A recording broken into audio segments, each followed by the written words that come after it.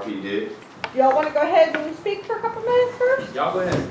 Y'all good. I'm working a couple of things in your neighborhood, some noise complaints, some party issues, but like I said, I don't think anything compared to this. So. Yeah, well, they're all here for one reason.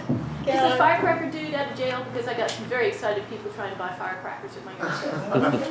As far as I know, he's still I had a chat with the folks who tried to buy them, so they said I told them not to set them off in the neighborhood. I didn't sell anything.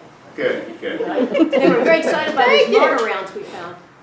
That's what I had up, just to see if I could get a nibble, and I did. So. All right, the floor is yours then. Thank you. My name is Bill Axel. I'm a land use attorney with Williams Mullen and doing some volunteer land use work for Venture Richmond. I want to introduce a couple of people who are here. Mark Olinger, who's the Director of Planning and Enright in the City of Richmond, and Lori Markham, who is with their department too, Jack Berry of Venture Richmond, Preston Lloyd, who is here with me, who's assisting on the matter. Done land use work in this area for about 35 years, and after 35 years you learn a couple of things, that you have certain patterns and certain things, considerations you have to take into your thought process. One, what does the local government, in this instance the City of Richmond, what do they think about the use of the property? What do the neighbors, the residents think is the appropriate use of the property? And then what does the property owner think is the appropriate use? In an ideal world, they all come together eventually. We don't ever start with an ideal world though, so what we want to do is try to give you about a 20-minute presentation, and we'll be available for questions after that, and then in the future, to sort of give you some of the factors that we think need to be addressed, and some ideas we have on how to address them. Commitments regarding the number of days on Tredegar Green for amplified sound. We're going to propose an event management plan for different uses on the property, the plan that will be submitted to the city. And we will just basically describe what we propose to do and how we address it, and then the city police department will review it and advise what needs to be done. The property, as you know, is Tredegar Green. It's a property that's owned, one parcel by the City of Richmond that is leased to Venture Richmond, and 3 others are owned by Venture Richmond. It's bounded on 4 sides, Belvedere, 2nd Street Connector, and Tredegar Green. It's located immediately and adjacent to the Virginia War Memorial. We are proposing a condition after discussing with them that will say that we will coordinate any activities that we have on our property with their schedule. They've set their schedule a year in advance, and we do too, because we want to be respectful of the events and activities that they take there. They are very interested in perhaps partnering with us in the sense of activities that are of mutual interest, such as maybe the Richmond Symphony, memorial events, fireworks on 4th of July, etc. Well, remember I said we need to look at what the perspective of the city is, and this may give you a little bit of background. The city has a master plan, and part of that they have a riverfront plan, and that was adopted in 2012, and there was a lot of collaboration between the planning department and communities, including Oregon Hill folk. And Mayor Jones said in that process, you've heard me say before that Richmond, it will grow by design and not by default. Now we are going to make the riverfront a spectacular place by design, following our city's riverfront plan. So we want to stress that the riverfront plan, which has been approved by the city, has Tredegar Green in its master plan, Not the amphitheater though. the Tredegar Green property. Right, but not the amphitheater. Okay, but the use is, you'll get to see in a moment, is consistent with an amphitheater. It's been used in, the plan also says that Tredegar Green is one of the 10 pivotal places, a designation given to underutilized sections of the riverfront that can be reconfigured as destinations. And in their approval, the city said Tredegar Green is envisioned as an open public landscape that will expand the public realm by offering an ideal vantage point to view the river from above and remain a main performance venue for the annual Richmond Folk Festival. And the analysis took into place everything from Browns Island over to Oregon Hill. In other words, I think one can conclude that the riverfront plan approved by the city after a lot of public input is a guiding document for both the physical aspect of Tredegar Green and also the use. As you know, last year, Richmond went through the location, character, and extent review process. And that was approved. That process dealt with the physical changes on Tredegar Green. It was reviewed by the Urban Design Committee and ultimately went to the Planning Commission and it was approved. And they ultimately concluded, the city planning staff ultimately concluded that the proposed amphitheater will preserve a critical aspect of the canal's historic character, and it was approved. That approval has allowed Venture Richmond to spend about $600,000 in improving the site consistent with that. I will tell you that the approval we will seek for rezoning does not anticipate any physical changes in the amphitheater. Well, I said rezoning. The current zoning on the property is M1, which is light industrial, and RO3, which is residential/office. Now, the M1 zoning is a light industrial. It allows circuses and fairgrounds and drive-in and outdoor theaters, obviously not appropriate there at all, but it also allows entertainment and recreation use. And we are seeking the rezoning because of certain uncertainties that we wanted to get clarified with the city and with folks of interest like you. The city has a ordinance that applies to all properties regarding of the zoning, which is sometimes referred to as the Greek Festival Rule. You've all been up to or seen the Greek Festival up in Melbourne and so forth. And they basically says that you can have a use there for 4 days continuously. As you know, this property has been used by Venture Richmond and the citizens of this area for the Folk Festival now for 10 years. Well, we think that the rezoning application enhances what and is consistent with what the city has said should be the uses there. They also want to encourage more people to come to the riverfront for all types of activities, whether it be Browns Island, the Canal Walk, the American Civil War Center, eventually a dam walk, Bell Island, the James River Park. We've got some figures. The amount of people who use these parks every day are pretty incredible. We went to the city and said we want to clear up any uncertainties, and the conclusion of that was the suggestion and the desire to go ahead and get the property rezoned. Now, we would rezone the property from its current M1 and RO3 uses to downtown civic and cultural. Downtown civic and cultural.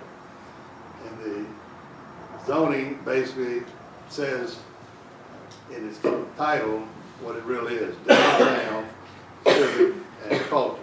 This is what's used at Browns Island currently. It would be used here, but in a very different fashion that is used at Brown Island. If you look at a zoning case, almost always there's two factors that the city has in its plan, or the local government has in its plan. One is a zoning map, where it says what properties are zoned for what uses. And then it has certain conditions, requirements that have to be used in that area.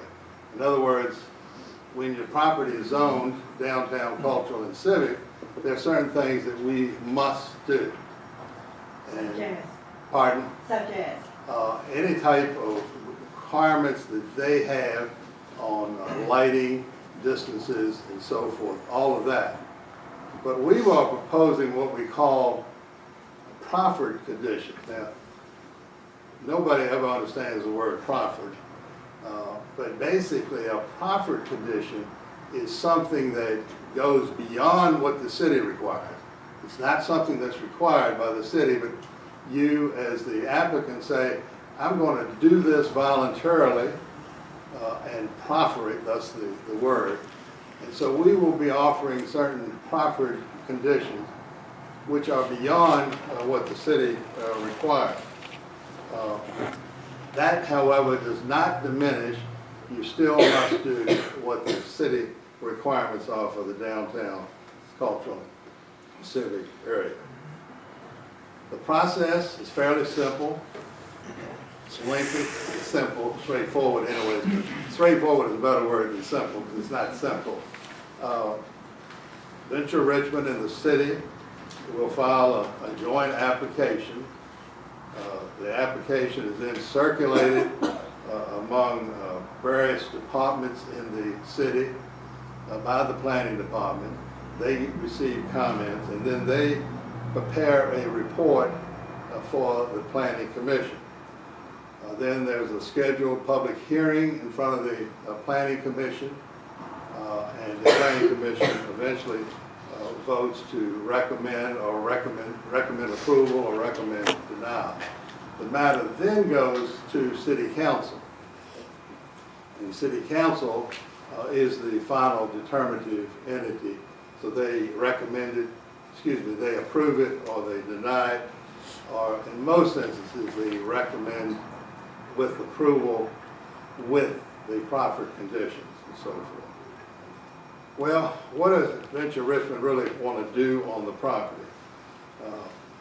Obviously continue the Richmond Folk Festival that's been there for 10 years. It has a tremendous economic impact for the city. It has a lot of appeal by virtue of the number of people who attend every year.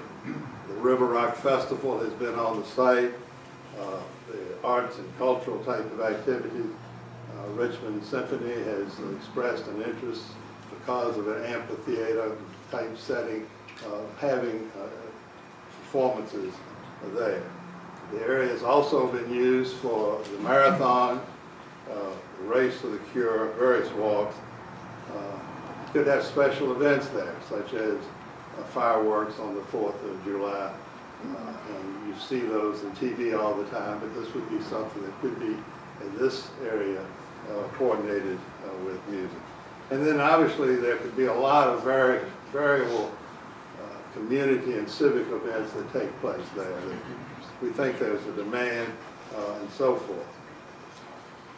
That demand, we believe, is there. We think the need is there. We think it's consistent with the city. But we do recognize, quite frankly, that there are some considerations that you have that have been expressed to us. The number of days of amplified sound, sound itself, parking and traffic, and any security and traffic issues. So what we're proposing to do is that for events, we would submit an event management plan. It would be submitted to the city. The police would have the responsibility of coordinating that. And what it would be, we would say, this is the type of event we plan. This is how many people we think there will be. This is how long it'll be, you know, basically detailed. We will talk about how we would handle sound, how we would handle parking and traffic, and any security issues, and the number of days of amplified sound. The city then tells us what we need to do. And part of the conditions we think may be approved by the city is that we have to file that plan and we have to do what the city tells us in that respect. So that's something that is done by a number of entities. We think that that would help because it would give a responsible body, the city police, to look at what is proposed and say, you should do it this way and you should do it that way. We think that from the standpoint of police, we think that for some events, and it especially relates to Oregon Hill, we think for some events, this may mean stationing police officers at the entrance to Oregon Hill. I know you have a problem with events down at the riverfront of people coming in and parking there. For other events, it may simply be having someone, a police officer, going around and enforcing the parking. Now, I understand that the people who come and visit your good neighborhood will park just about anywhere and everywhere, whether it's appropriate or not. So we provided that. And again, the discretion is left with the police. We think that in all time, no matter what event, there needs to be this roving police officer there who can enforce the parking requirement. In a minute, I'll share with you an idea we have that I think you will like about that.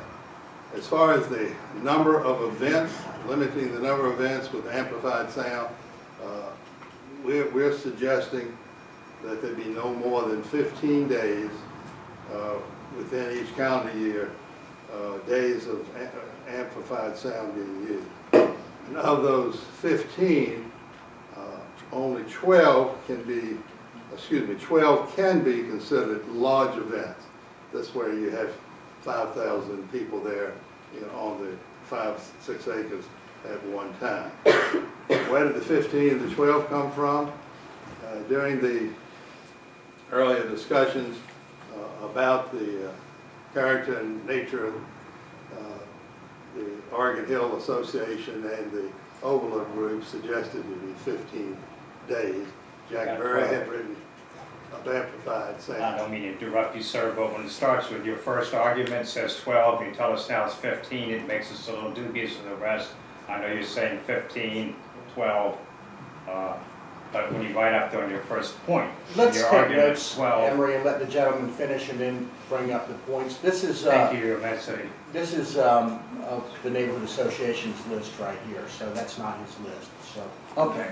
Yeah, thank you. Yeah, let him finish it. Yeah, we're saying it'd be 15 events, and 12 of which can be large events. But that would still all be subject to the event management plan. Sorry. Sorry, I was late, but we clarified this before. It's not events, but it's days. I've said days twice, but I drift back into it. It's 15 days, Great, thank you. not events, 50 days. And so that's very clear. So that could be from 8 until like 12 o'clock at night as a day, or? No, the language that y'all had tendered before, the two groups, had a limitation during the day and during the evening hours. And so we've adopted that and put that in our concept. And so in that respect, we're consistent with what you want. Now, we did have a sound study done because we heard that there are concerns about the amount of sound that reaches Oregon Hill. Rip Ford with Draper Aiden did the studies. He's here, and after I finish my remarks, he will be available to provide information. And what he did, and this is the extent of my knowledge of his sound studies, so I'm summarizing what I've been told. He basically took the Altria stage, which is the one that's closest to Oregon Hill, and did a straight line from there to a property of residential use in Oregon Hill. It did not have any walls or anything blocking it, so it was a true comparison. It's not like the residence was behind a wall or any barrier, or not behind the bridge that either. Then he did a comparison at the same time of day, under the same conditions, when there is no stage activities, no amplified sound. He indicates that the difference in the decibel levels from the normal day-to-day background noise and the one when the stage was underway is no more than 3 decibels higher than what it is on a background stage. But I'll let him deal with that because that's, like I said, the extent of my knowledge. But in response to the question earlier, and I hit it in a summary fashion, no event can use amplified sound after 10 p.m. on Saturday, Sunday, on Sunday, Monday, Tuesday, Wednesday, or Thursday, or 11 p.m. on Friday and Saturday. And this is pretty consistent with the city's sound ordinance. We are suggesting, and for your consideration, that there may be events that come up in the middle of the week, such as a 4th of July event or something, where the chief administrative officer of the city could be given the ability in those instances only, to provide an exception, because the idea would be that's a non-work time frame for the rest of it. We're going to suggest, and if you could pull up, we've met with the parking guru for the city. I'm sure that person has a name, but it's a person who supervises the parking. Came out of that a suggestion that there be installed in Oregon Hill signs similar to what is found around City Stadium.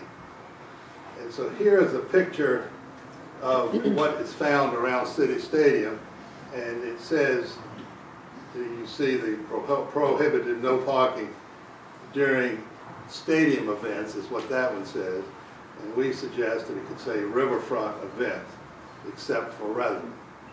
Those signs would be installed by the city, but paid for by Venture Richmond.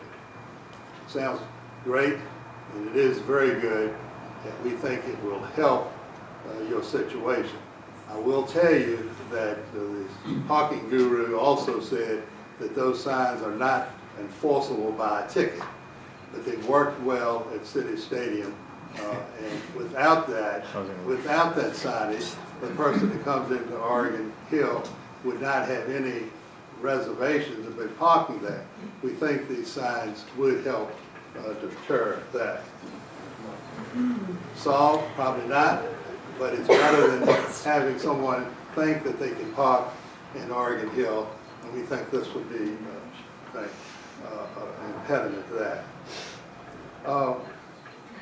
People have talked about what parking is available otherwise within about a 10 or 15 minute walk, and without going through the details, we've identified about 6,700 parking spaces in that 10 to 15 minute walk, ranging from 4th Street, 5th Street, down to 9th and 10th Street.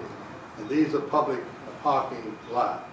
And what Venture Richmond does and will continue to do, was to notify these parking facilities when they have a major event, because they will then more likely be open so that they can accommodate the people. Someone said to me, well, said, Bill, you're trying to force people to not park in Oregon Hill and try to force them to park elsewhere. Yes.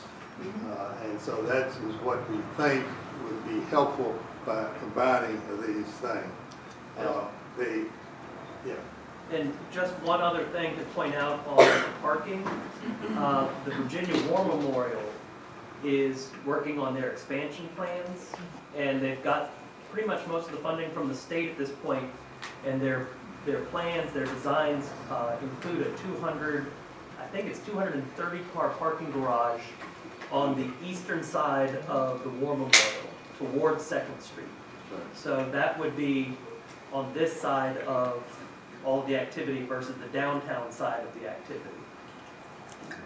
Good point. Thank you. The other thing that would be part of the event management plan is it would give the latitude to the police to say, sometimes you may have issues of people not behaving themselves properly, either on the site or off the site, and this would allow them to require us to do certain things, such as hiring additional patrols and so forth. Now that's a quick overview. Preston, have you flipped through those as I've been chatting? Does anybody have any questions about where the property is and so forth? I have a question. Yes, sir. Where is the property in relation to the proposed canal?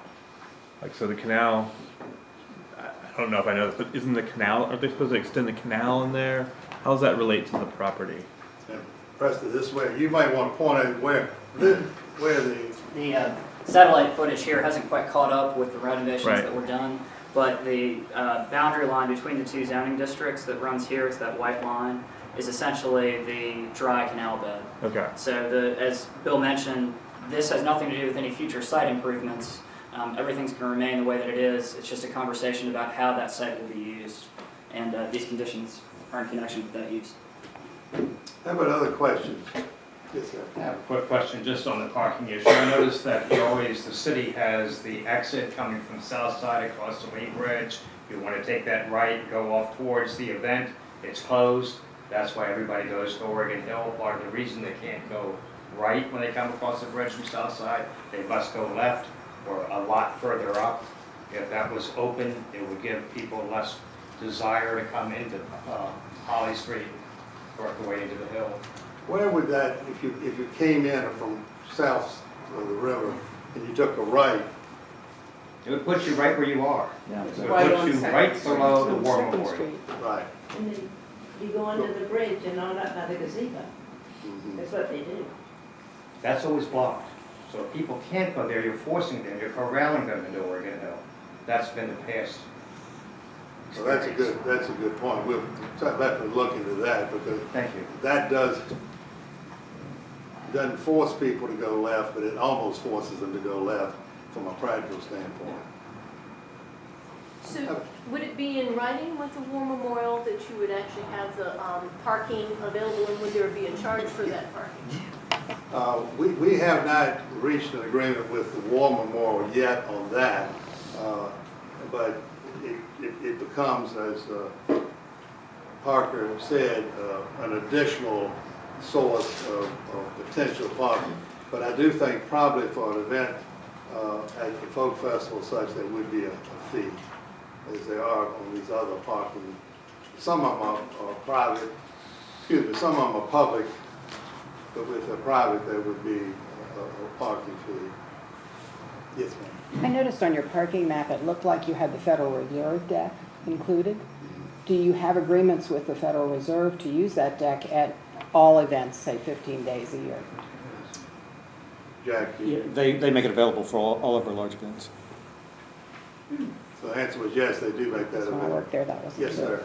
Is that 2,200 count at Riverfront Plaza, or is that including the building across the street, because there's not 2,200 public spots in that Riverfront Plaza, and that's 1/3 of the parking on there.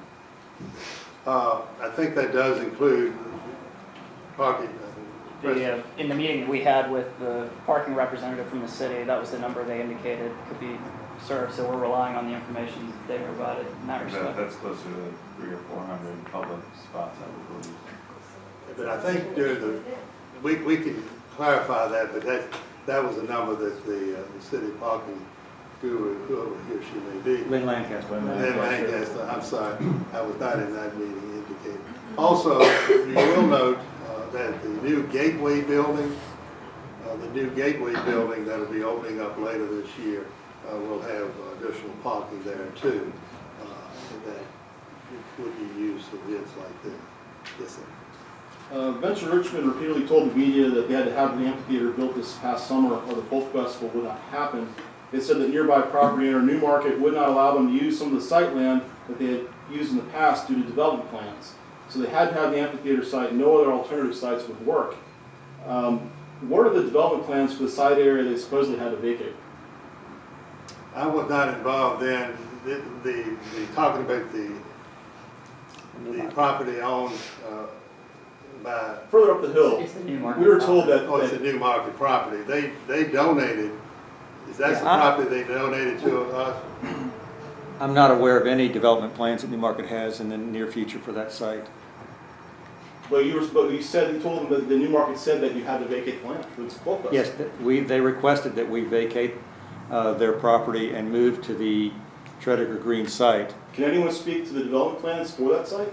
No representatives of Newmarket are here. It's private property, and that's not part of this proposal. 1 second, if I could get Mark to chime in, because from my understanding, the property that Scott Berger is referring is zoned M1. This is all still part of this M1 zoning, so a development plan would have to somehow conform with an M1 zoning if it were to be done by right, which I don't think anybody would propose doing an M1 by right development in that parcel that you're talking about, Scott. So whatever might be, I haven't talked to anybody, but if there's any proposal, I would think that it would probably require another change in the use. Which parcel are you talking about right now? Are you talking about north of between Second and the canal? I'm talking north of This is where the Altria stage was? Okay. Is that what you're talking about? Yeah, up above that, yeah. Above the canal. Yeah. Yeah. We're not aware of anything. I'm not aware of any development plans. And Mr. Aglesto is correct. It would require a rezoning and approval. Well, what happened to the emergency? There was not an emergency in that respect. It was that they had said, we want you off that property. So is that whole parcel DCC zoning that they're seeking, including above the canal? Go back. That's the property that would be zoned DCC. So the other one, the part above the white line would be M1 continuously? If I can clarify a little bit, then we have sort of this information on two different slides. This area below that white line is M1. So all of this, both the portion that's right here, which is currently residential office 3, RO3, as well as the M1 would be rezoned DCC. This portion here is also, actually it's all of this on the other side of 2nd Street extended would remain M1. So this portion would be DCC, Browns Island would be DCC. Does that answer your question? Yes.